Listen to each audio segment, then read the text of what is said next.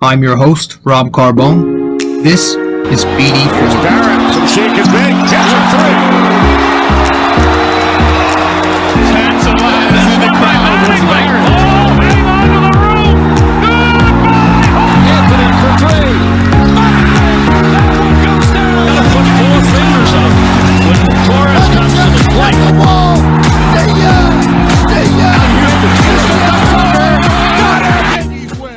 All right. What is happening, everybody? What is going on? I am your host, RJ Carbone, and you are listening to, or maybe watching, episode 216 of BD4. Welcome to the podcast. If you are new to the podcast, be sure to toss us a, subscribe to us or toss us a follow. You can follow me on Instagram, Facebook, or Twitter. You can subscribe to the blog that I also write when I talk about the Yankees and the Knicks. And if you haven't subscribed to this podcast, BD4, where we also talk Yankees and Knicks, obviously, then you can go ahead and do that right now. For all that information, might as well just go to my link tree at linktr.ee/RJ Carbone. But I hope everybody's doing well. As I am recording, it is a February 25th on a Thursday night as I am recording. Just after, fresh off the Knicks bounce back victory at the Garden over the Sacramento Kings. So we're obviously going to recap the last couple of nights. There are fans in the seats now. And so that was exciting, and we're going to talk about all that in a bit. But I do hope you're doing well. Hope your week has gone by pretty swiftly so far. We are almost there, almost Friday. But as you're listening to this, it is Friday. So happy Friday to you. Yeah.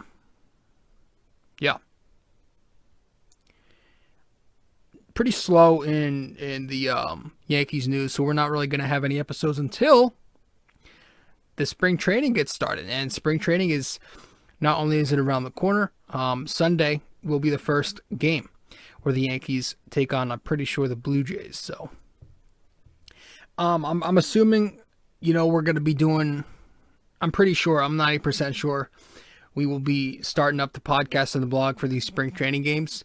For the ones that'll be televised, obviously we'll recap every one on the blog. And then I think we'll do the same thing, as far as the podcast goes. We'll, obviously, since there's no series in spring training, we'll recap every 2 games, maybe. We'll see. We'll see how that goes. But obviously, once the regular season starts, as far as the Yankees go, we'll do the norm. We'll recap every game in the blog, and then we'll do series recaps in the podcast. But, I'll keep you guys updated for all 2 of you who do follow along with what I'll be doing during spring training. So stay tuned.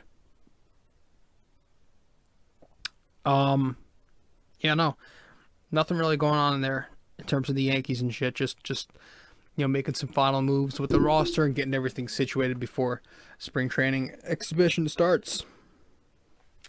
In terms of the NBA,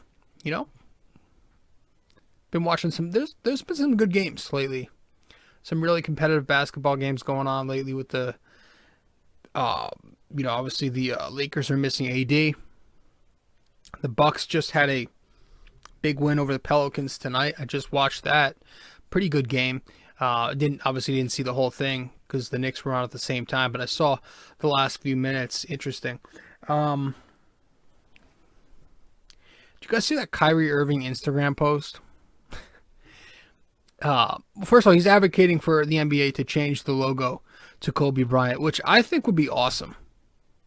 To be honest with you, I think that'd be awesome. I was one of the many, I'm sure, who said that last year after his passing. I think that idea came out that would have been a nice tribute to him, and it hasn't happened yet, but kind of resurfaced. And Kyrie Irving made an Instagram post. Again, love the idea, but the reasoning in the caption was just a little absurd to me. I'm not even gonna say it. I'm sure you saw the post. Just what he said in the caption, it's typical modern athlete shit that it's race baiting modern athlete shit, and it's just I hate when they combine sports and like societal shit, politically driven shit. It's just like, dude, like the league was first of all, the fans created the league, right? They are the reason you have all this fame, and there are plenty of good players from all races too. Jerry West is the logo for a reason. He was a monster, dude. Just the reasoning behind his wanting to change the logo is just a little absurd, you know. The double standards too, I'm sure if the roles were reversed and somebody else said something different, I'm sorry, I'm not even going to try to get into that because I don't like bringing that up onto my show, but you know, I'm sure if you saw the post, you know what I'm talking about. But like, what the fuck, you know? The league didn't start when you were born, buddy. Like, oh god, I hate these double standards sometimes, and they could just get away with it, of course. Guys like Kyrie, because they've got the platform and they're following the popular narrative around the media, you know, so they can get away with it. Kyrie. Speaking of shit like that, how fucked up this world is going. Fucking Mr. Potato Head is now. I think they reversed it. I think the Associated Press said that after all, they were going to keep Mr. Potato Head. But they were trying to. I think the plan originally was to make it gender neutral, and they were going to stop calling it that in, you know, in stores and shit whenever they sold it. It's just going to be Potato Head.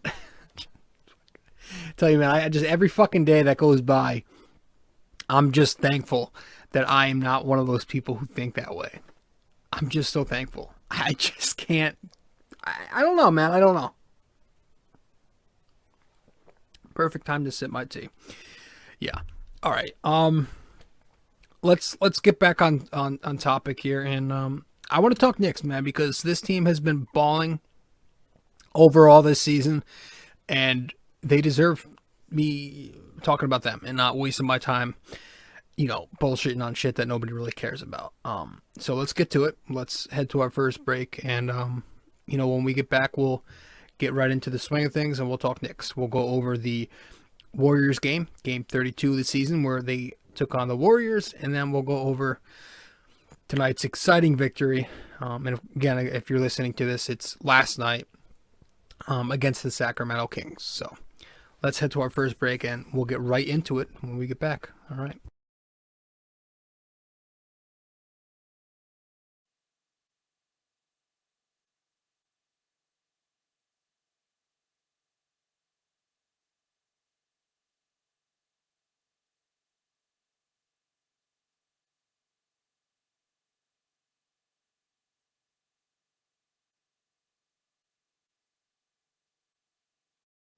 All right, so yeah, man. So you had, let's see, I don't know, a couple nights ago. Was it Tuesday night? Fans were welcomed back into the Garden, right? It was the Knicks Warriors. You had Julius Randle announced as an All-Star that night. What a better time. No better time to announce him as an All-Star when you have 2,000 fans coming back into MSG. So he was announced the All-Star, and the Knicks put him on center court, gave a little speech. The fans chanted MVP. How crazy is that like things can change that drastically in 1 year, where we were booing him. A lot of people were booing the guy just a year ago, and here we are chanting MVP. But it's the epitome of the New York fan base.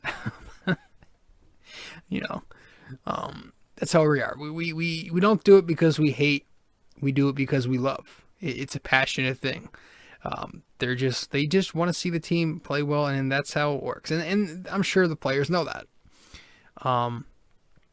Anyhow, yeah, they played the Knicks played a nice little message too on the what do you call it, the Jumbotron from his mother, congratulating Julius on making the All-Star game. So good emotional moment. It was nice to see him get some praise there from the fans, and you know, everybody was happy for him. So Then the game happened. Then the game happened where the Knicks took the 114-106 loss. First half of the game was pretty sharp, right? It was a pretty good first half. Then that third quarter came around and it got very, very ugly there in the second half, right? But overall, pretty poor defense for the Knicks. They were pretty slow on their closeouts. That was a big thing I was noticing as the game went on, especially RJ. The offense was just repulsive in Game 32 against the Warriors. 7 out of the 10 Knicks shot below 50%. So, pretty bad offense. The rotation issues became a concern again. Thibodeau not pulling the starters quick enough in that third quarter, leaving a lethargic RJ Barrett in there to close the game later on. IQ given just 13 more minutes. Was he struggling some? Sure. But, a 1 for 4 can easily turn into a 4 for 8 or 4 for 7. Have you just gave him a few more ticks on the clock and gave him a few more minutes and let him take a few more shots, that easily could have turned into a good game. That's how he is. He's a microwave scorer. Come on, man. Obi Toppin, 7 points, 3 for 3. He was just given 13 minutes. So some questionable decisions there in Game 32 of the season against the Warriors from Tom Thibodeau, leading to some poor spacing and poor shooting because of that. Very poor shooting at the rim in particular in this one. Just, with the poor officiating, especially, you take that into account, combined with the poor spacing, you're not going to get a good night down low. And that's where the Knicks usually thrive, in the paint. They were just 50% though in the paint under the rim, which is 13 points below league average. D Rose in particular had a really tough time down the stretch. He had one whistle all night, just 2 free throw attempts. So RJ got nothing. He got banged around a few times down there. There was that call against RJ on that play with Oubre that was not overturned once Tom Thibodeau challenged. Bullshit call, I think. Just rough officiating, just really rough, and a rough night for the Knicks offensively. It starts out, pretty competitive, right? Golden State, though, exposing the Knicks' defensive scheme where, they pretty much know how the Knicks operate defensively, where they pack the paint and they force teams to shoot the 3 ball. The Knicks allow 37 a night from downtown, 37 attempts a night from downtown. That's, last time I checked, it was 4th in the league. So, it looks like the Warriors knew that, and you had Curry and Oubre start off the game by launching a couple of triples and making both near the left wing. 6-0 Warriors. Later on, they just keep hitting threes. They end up going 6 for 11 from downtown. Knicks, a cute 3 for 6 in the first quarter, but, they're hanging in there. And, once Julius and RJ started to connect from 3, Rose got one to fall, and the Knicks were managing to stay in it at least. So they entered the second quarter down 36-31, right? An offensive-minded first, but still productive offensively. Second quarter comes, and the Knicks even take the lead. With Golden State's starters on the bench to begin the quarter, the Knicks' second unit take advantage of that, and they really do. They do well. You had Derrick Rose, who 12 points and 6 assists in the first half. Obi Toppin was playing well, and you found the Knicks up 4 points at halftime. So, looking good. That first quarter, looking really good. Third quarter comes. That's kind of where it fucking gets really ugly. The game just gets away from the Knicks completely. Tom Thibodeau with the long leash and the starters, despite them looking very sluggish, he keeps them in a little too long.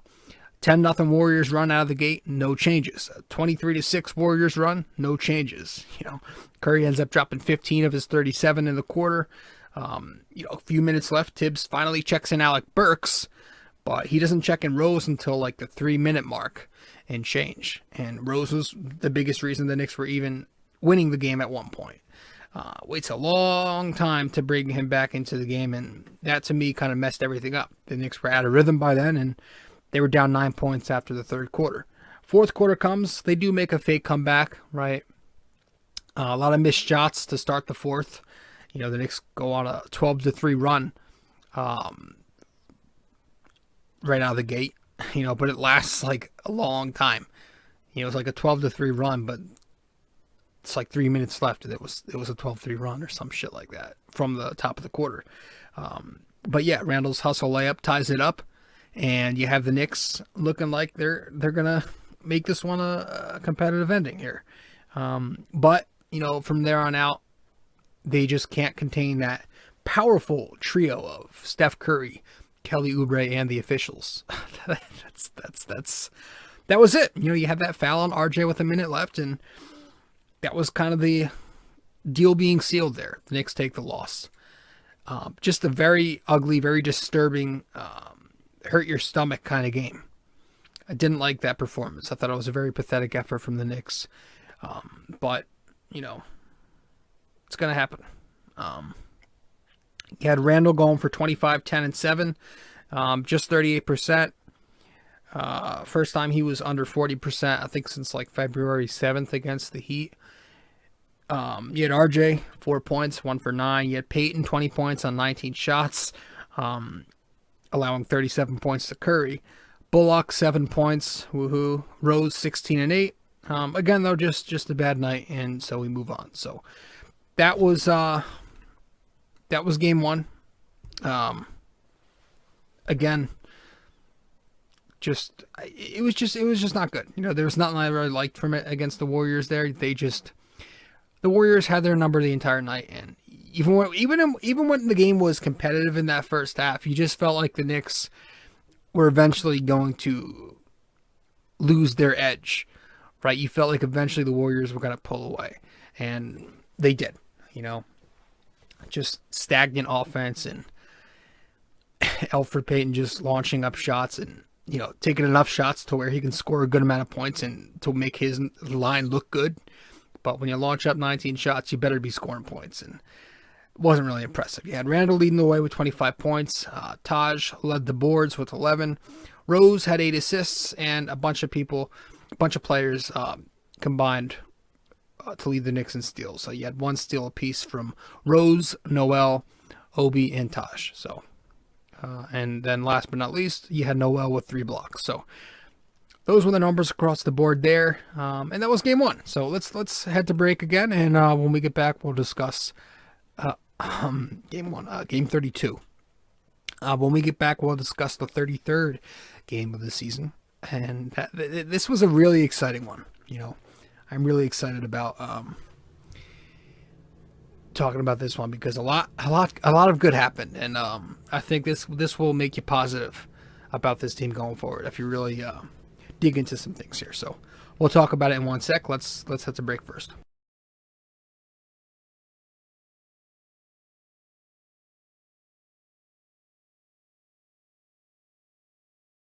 Hey fellas, so really quick before we get back into the show, I do want to remind you that if you haven't yet subscribed to this podcast or subscribed to my blog or followed me on social media even, you can do all that by going to my link tree.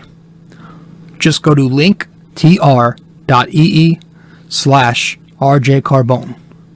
That is linktr.ee/RJ Carbone. Guys, thanks so much. Let's get back to the show.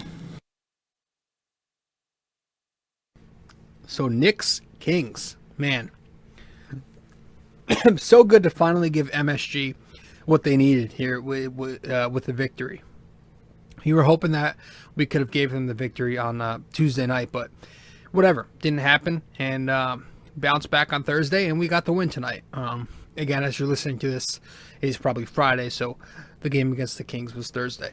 But yeah, you get a really good performance here. The Knicks shoot 59%. First of all, they scored 140 points. Knicks go for 140 points, and the Kings 121. So wasn't the best defensive performance, but who cares? We won the game, and we still blew them out. So you get a shooting slash of 59% from the floor, 53% from 3, and 91 at the line. Did this with 19 3-point makes and 21 free throw attempts. So a great offensive performance from New York. 24 assists, pretty average, but we were getting buckets and the ball was moving. So shout out to Elfrid Payton's hamstring. Player of the fucking game right there, Elfrid Payton. The guy was fantastic.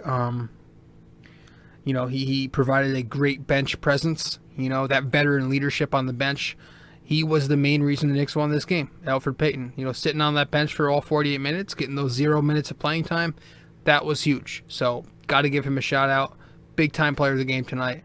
Definitely Elfrid Payton here against the Kings. He was great. The Knicks played.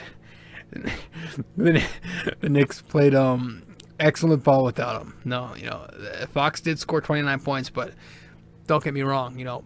I would much rather.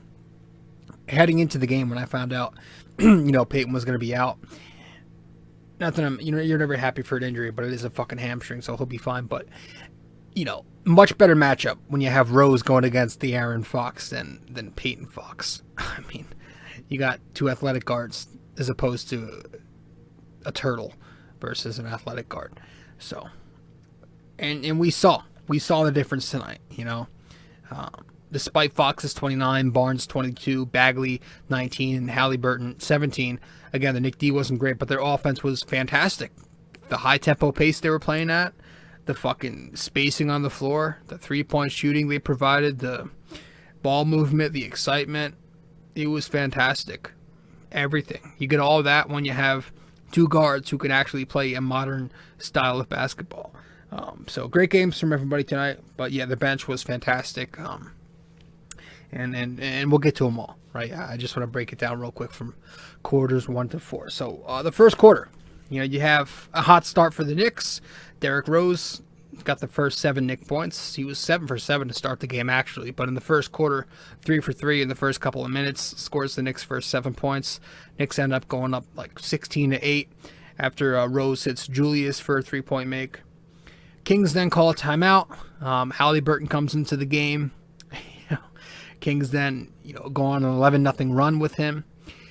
But the Knicks, they then make some changes. They insert Frank Ntilikina into the game in the final minutes of the first quarter. And, wow, very shocking to everybody. But at the same time, you had Payton out.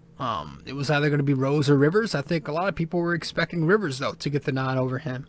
But it was good to see Frank Ntilikina get the go-ahead, and we had him playing alongside Emmanuel Quickley, and I said I want it to be called Frankly.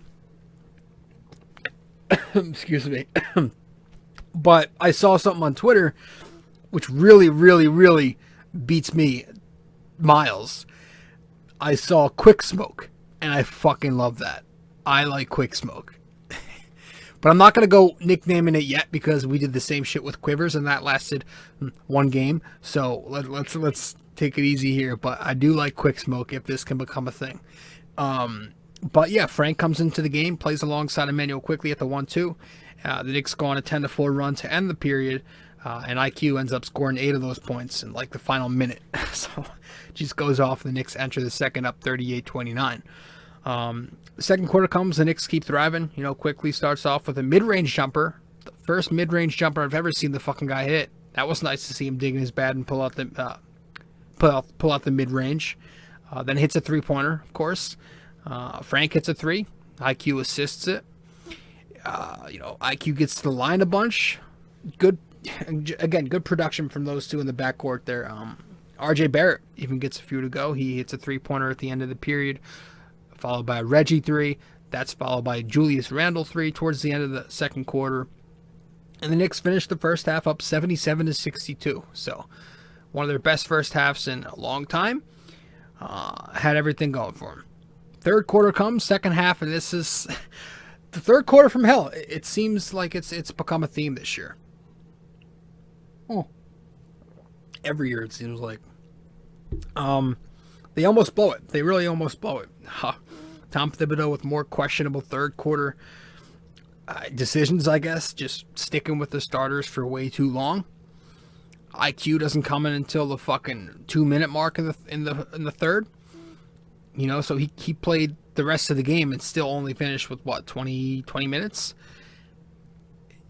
We'll get to that, but we managed to get out of it. We managed to escape the third quarter still with the lead. RJ Barrett scored 7 of his 12 points in that period. And the Knicks end up going up 101-94 after 3. Fourth quarter comes and fuck. I was ripping Alec Burks on Twitter. I've ripped him for a while now. He's been very inconsistent. Not quite Reggie Bullock level bad, but still pretty underwhelming to me. I was hoping he would become a consistent 15 points per game scorer like he was for Utah or Golden State last year off the bench. But he hasn't been that. But, you know, this is a good starting point if he wants to start to turn his Knick career around. Motherfucker goes off here in the fourth quarter. The dude drops, 15 points? Straight up 3-point shooting. He was just flame throwing. It was Alec Burks' takeover.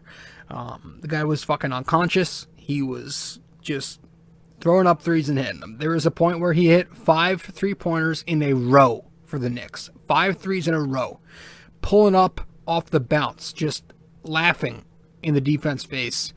Sacramento had no fucking answer. He was in one of those rhythms where you just gave him the ball. He shot it from wherever he was on the fucking floor, and that shit was going in.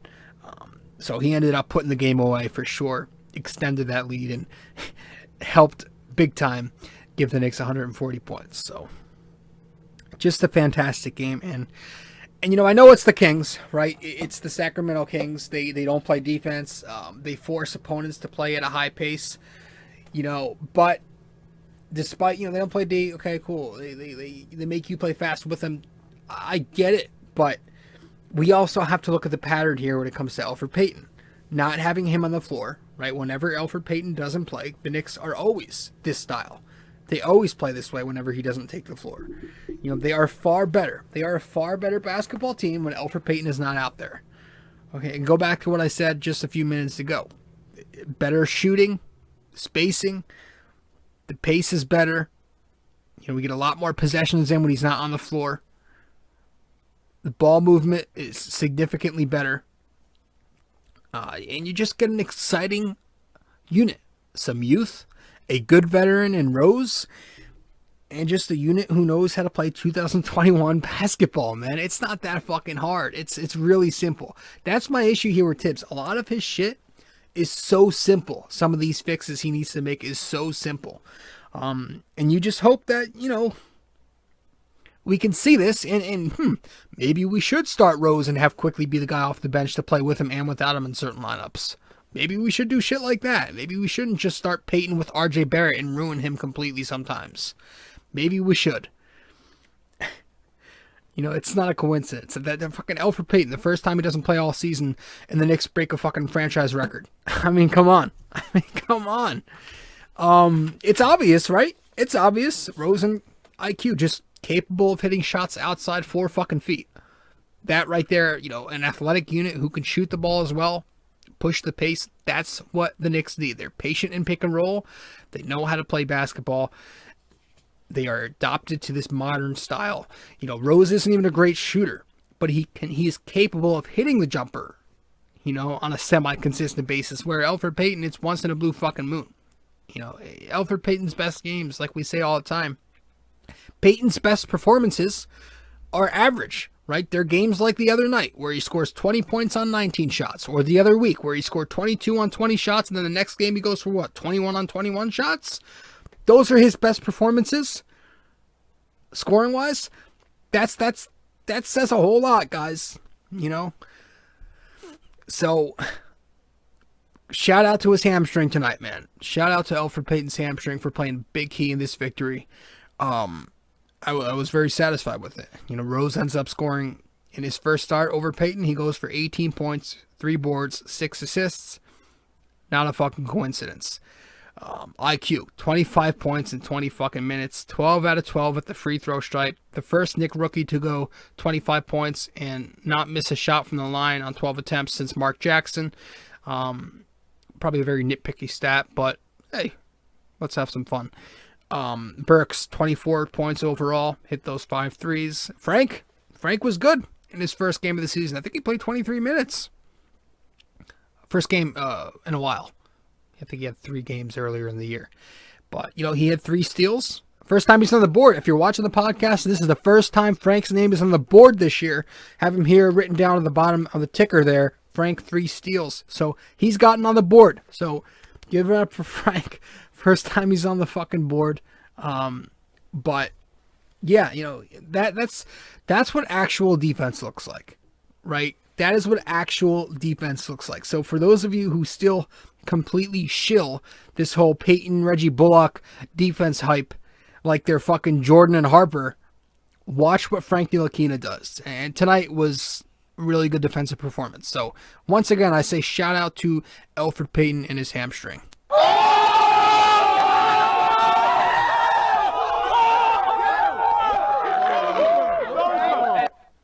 Yes. Sorry, there's a fucking echo there, I'm sure. But no, really, it was fucking good. And offensively, he looked pretty aggressive. I liked the way he played, There was that one, he hit a three, and there was that one pull-up J in the mid-range off that screen there later in the second half that it was just gorgeous. It looked like Kobe Bryant, Listen, I'm no Frank, freak. He's got like a fucking cult, but I do think I do root for the guy. I really want him to be a part of this rotation. But we'll see. Was this a final goodbye for Frank at MSG here, or was it the opposite? Was it a game to get Tibbs to kind of reinsert him into the rotation? Again, I think he can. Excuse me. Listen, he's not ever going to pan out to be that lottery pick, right? He was an early lottery pick for the Knicks. He's not going to be an all-star player. He's not going to be a guy that even contends to make an all-star team one day. No. But I still think he can be a credible rotationary player. Somebody who can come off the bench and play the one or the two, defend the three. He's a good wing to have. A defensive wing who, if he gets the shot to fall, he'll get enough minutes to where he can be labeled a 3-and-D guy. But right now, he still makes a positive impact just playing defense alone. And I still think he should be part of the rotation. Bottom end of the rotation, sure. But I would take Frank, honestly, over fucking Elfrid Payton any day of the week right now. Just keep this rotation of IQ, Rose, and Frank, and have EP be the odd man out. I would take that. I cannot stand Payton. I am happy he's on the bench right now. It's a hamstring injury.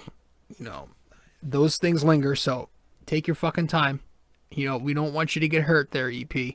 But I'm very happy that the Knicks are. I'm just. It's so fucking obvious, man. This team plays so much better with actual guards that exist, again, beyond 4 feet. I shouldn't have to keep saying it, but saw it again tonight.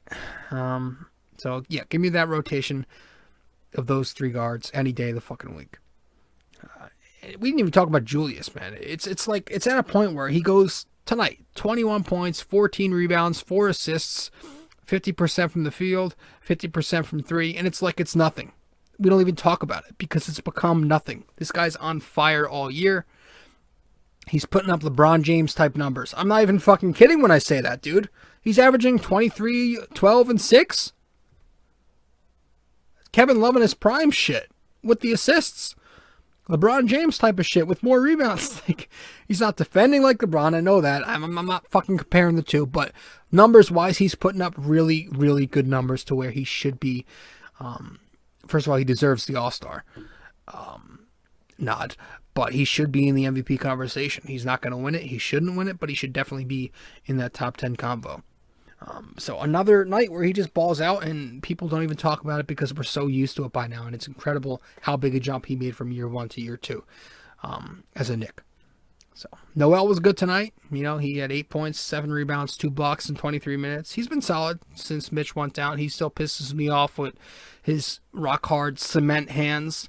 But he's been fine. He's been a fine fill-in. RJ Barrett, he's in a bit of a lull right now. We see that. But tonight he was at least efficient, right? He was 5 for 8 from the floor on his way to those 12 points. And he was 2 for 3 from 3-point distance. He had some more mid-range shots tonight, which I want to see more of. He had some nice drives too, but, I like to see him use the mid-range more because, it's a good second option to have just because that left-handed drive, the drive's not always going to be there for him. So when defenses know what you're going to do, it's kind of difficult to be efficient. And That's why we see those unproductive nights here and there from RJ, where he has these stretches where he's not scoring well. So I think an important thing for him to kind of nail is to get that mid-range, to be more consistent. And if he can become, again, we talk about this all the time, somebody like DeMar DeRozan, Jimmy Butler, those two thrive inside the arc. They don't have the greatest of three balls, but they can attack the rim, and they have, especially DeRozan, excellent mid-range games, and they're consistent 20 points per game scorers because of that. So that's the next step for RJ. I think the three ball will work itself out, and that three ball is creeping up, man. It's at 32% right now. 32%. It was at 18% earlier in the year, so he has fucking crept that shit up. I think where he finished last year was 32%, and if he can finish this year, I would like for him to, my goal for him is to hit 35%, which is league average. But if he can go anywhere from 33% and up, I will take that, because that means hitting 1 out of every 3. That's a nice number to be at, and you work from there. Year to year, if he can hover around 33 to 35, I will deal with that. That would be fantastic. And just keep playing to his bread and butter, which, again, should be the mid-range, and that should be his, the whole bulldozing shit he likes to do. Playing the post, driving, cutting off the ball, getting to the rack. So, yeah, I mean, this team is playing really well. They're fucking 16-17, guys. If you told me that heading into the year that the Knicks would be 1 game under 500 halfway through the year, just about, I would be fucking loving it. Loving every second of that. And again, it's not just that we have victories, it's that we're getting them at the hands of quickly scoring 25 in 20 minutes. A good veteran in Rose, but a lot of the youth is playing really well. You got Quickly doing it. You got RJ Barrett doing his thing. You had Mitch doing his thing before he went down. A lot of the Knicks are really thriving. A lot of the young Knicks are really thriving. So we're winning, but we're making that good balance with youth. Are there things I would like to see change? I still think Tom Thibodeau can really optimize this roster even more. But for now, we have to be happy with the balance we're getting at the moment. So playing really good, and so I just, some Knicks fans could be extremely reactionary to a point where it's like, really, dude? We lose a game and it's all downhill. It's like we start talking about Cade Cunningham again. Fuck, no. People are talking about, this team's too inconsistent. Guys, we all would have killed to be inconsistent in recent years, Last year, we would have killed to be labeled as inconsistent. Years prior, we would have killed. We were consistent before this season. We were consistently dog shit. So the fact that we're win-lose, whatever, that is a huge step in the right direction, man. I was talking to my buddy. He's the Suns fan. I was saying how the Knicks are this year's version of the Suns in the Eastern Conference. They're really, really having a good season, and they have a shot now to make some noise. But we've got some scary shit ahead, and we're going to talk about this. The fucking schedule ahead, a little scary to me in that second half. So once we finish this first half, I think we have a few more games until we can conclude the first half. I don't know, 3 more maybe? We got a tough second half schedule, a tough slate, very tough slate ahead, and we're going to get into that. But first, we got a quick plug.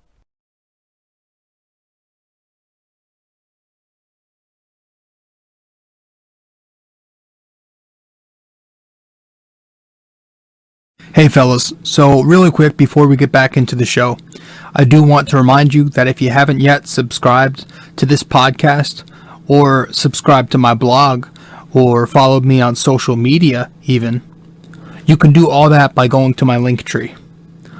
Just go to linktr.ee/RJCarbone. That is linktr.ee/RJCarbone.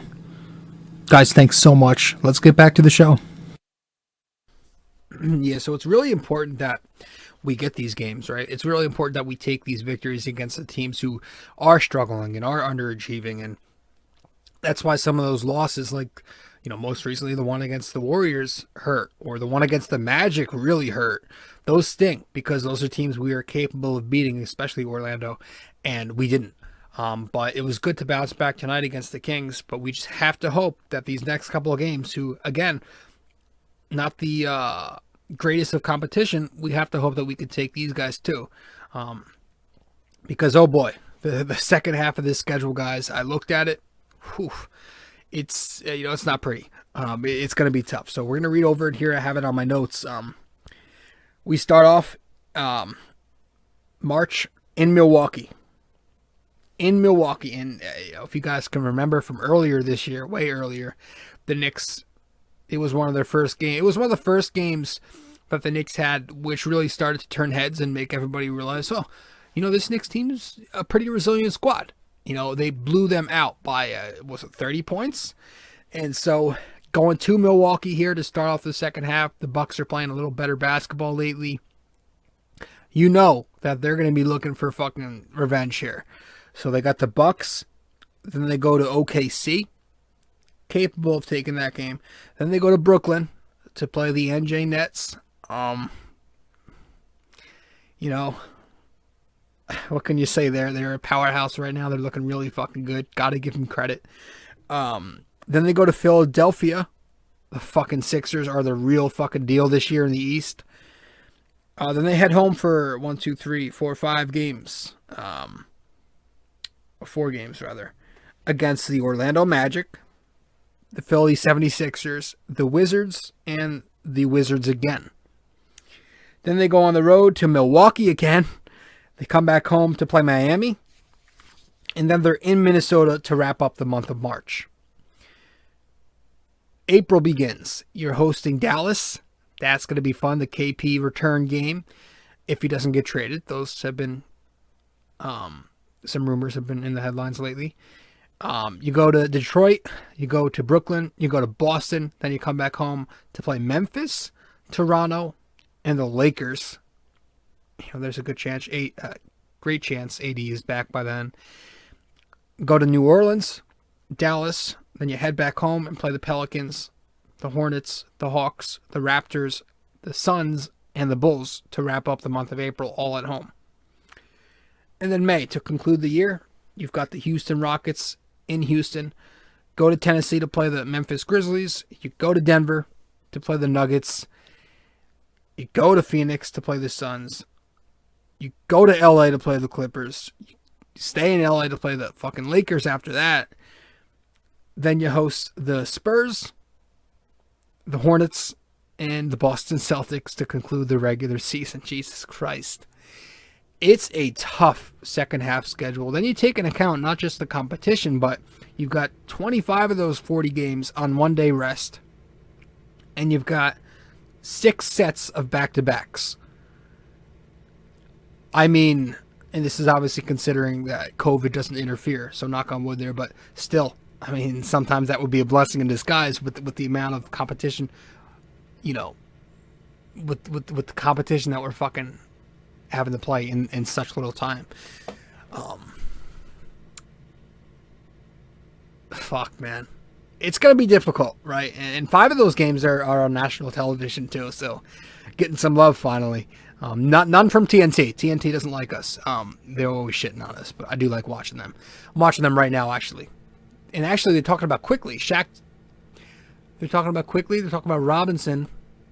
I don't know what they're doing. There's like this little segment they're doing here. Fucking, this is interesting.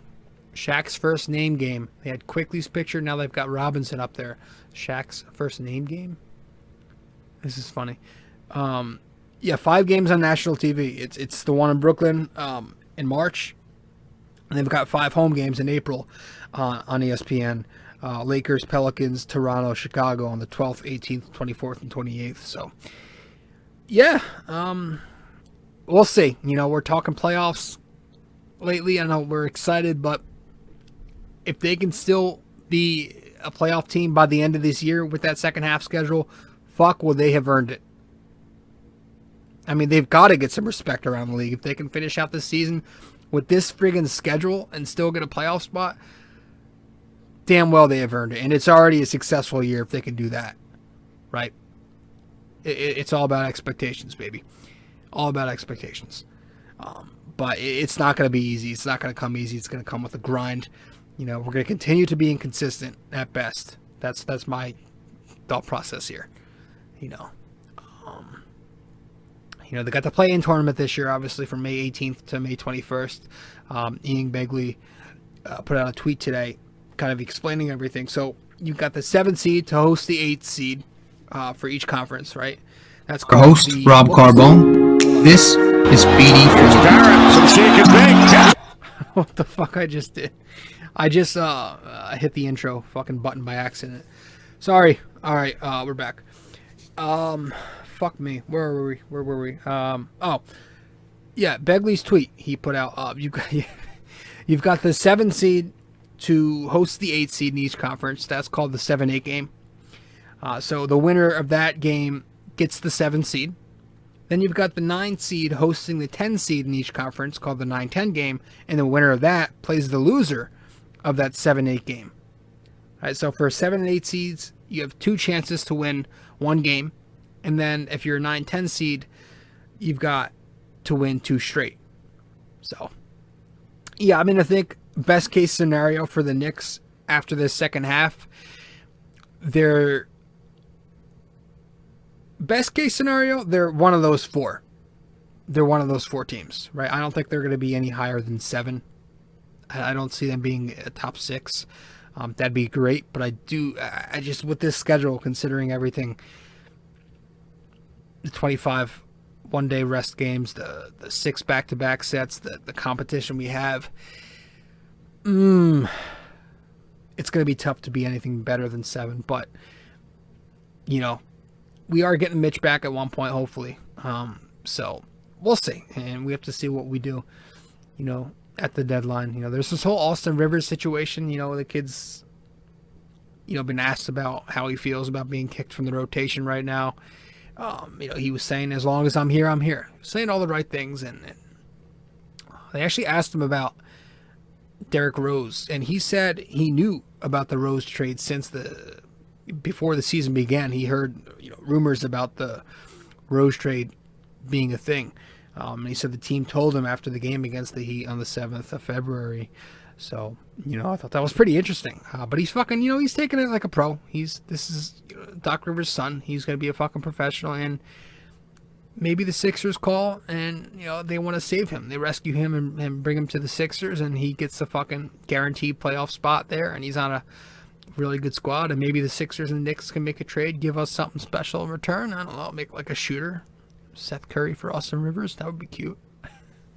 No, never. Yeah, that happened. But, listen, everybody was going nuts when he had that Utah. He had a couple of good games against Utah, and then he really hasn't done much outside of that. I jumped the gun. I was calling this guy, a fan favorite. It's like, I think we're going to like this guy. He's going to be a bargain. But at the end of the day, you get what you pay for. You got this cheap contract. And you're going to pay that money, and you're going to get that production. So that same production. So it's all good. But the trade deadline is about a month away. But again, I say we just stay on par here. Keep winning. Keep playing the youths, and don't really do anything stupid. Nothing for Beal. Don't feel like gutting the roster and just revamping everything and starting this whole new thing. Just don't fuck anything up. You're in a really good spot. Why would you fuck with anything that doesn't need to be fucked with? One of those, if it ain't broke, don't fix it things. So I like where we are. I am proud of where the Knicks are. I think Tom Thibodeau has done an excellent job getting them here. And again, it's you got to be happy about this. We're in a good spot. So let's tell you what. Let's head to one more break here, and when we get back, we'll get right into the NYK question of the day. All right, be right back.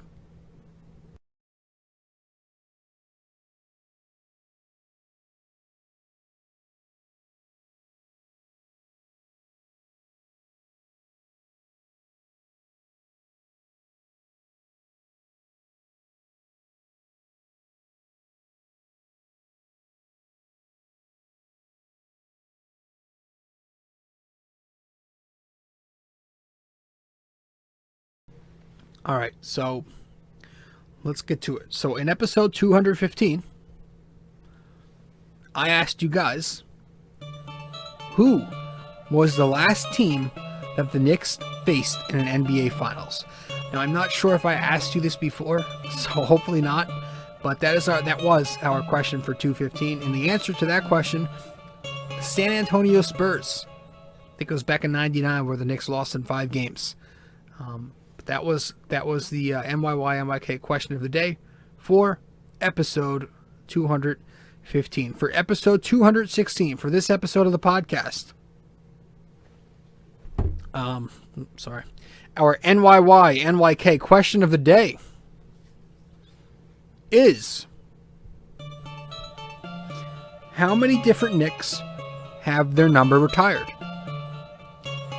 All right, that's it. Simple. How many different Knicks have their number retired? By the Knicks, of course. All right, so that is our NYK question of the day for episode 216, brought to you by Anchor. The best way to make a podcast. Download the Anchor app, or go to anchor.fm. But guys, that's all we've got tonight. That is it for this episode of BD4. Thank you so much for tuning in. And once again, I hope you're having a great Friday morning, Friday afternoon, whenever it is you are listening to this. But let's hope the Knicks keep winning. Let's hope they keep winning and they keep playing their youth and everything looks fucking great and we get this playoff spot. Could you imagine? Madison Square Garden.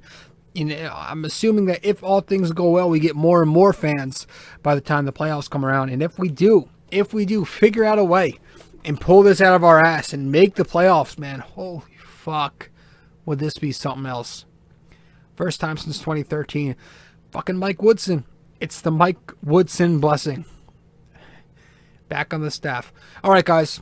Let's just stay day by day, though. I don't want to fucking get ahead of myself. So we got a lot of fucking work to do before we can even use that word. So Knicks are looking good. Next game is, I think it's in Indiana on Saturday night. So maybe RJ Barrett will go off there because he loves playing against the Pacers. All right, so thanks guys so much. That's all we've got for episode 216 of the podcast. Once again, if you haven't listened to BD4 or subscribed to BD4 yet, be sure to do that right now. You can find us on all your major platforms: Spotify, Apple Podcasts, SoundCloud, Anchor, all of those platforms, wherever you get your podcasts.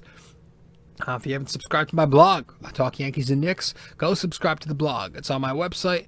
Follow me on social media. All that stuff, all that information, just go to my link tree to find all those links.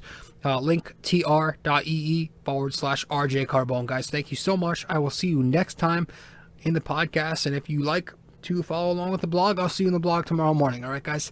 And, again, tomorrow morning is this morning as you are listening. So be sure to follow that blog, subscribe to the blog, and subscribe to this podcast. This is it. This is all we've got for tonight. BD4, episode 216. I am your host, RJ Carbone, and I'll see you next time. Ciao.